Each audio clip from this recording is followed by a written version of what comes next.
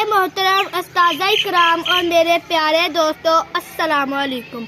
आज मैं रमज़ान मुबारक की अहमियत और फ़ायदों के बारे में चंद बातें करना चाहती हूँ। रमज़ान मुबारक बहुत ही बबरकत महीना है। ये वो महीना है जिसमें अल्लाह ताला ने कुरान पाक नाज़िल फरमाया। हम सब मुसलमान इस बबरकत महीने में रोज़ा रखते हैं। रोज़ा हमें सब्र सिखाता है।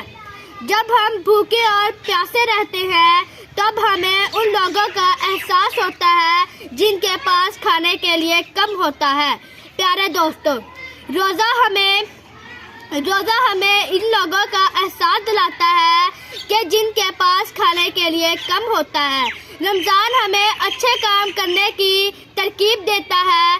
इस महीने में हम नमाज पढ़ते हैं, कुरान पाक की तिलावत करते हैं और दुआएं मांगते हैं, और हम ये भी कोशिश करते हैं कि हम झूठ ना बोलें और किसी के साथ लड़ाई ना करें और सबके साथ प्यार के साथ पेश आएं।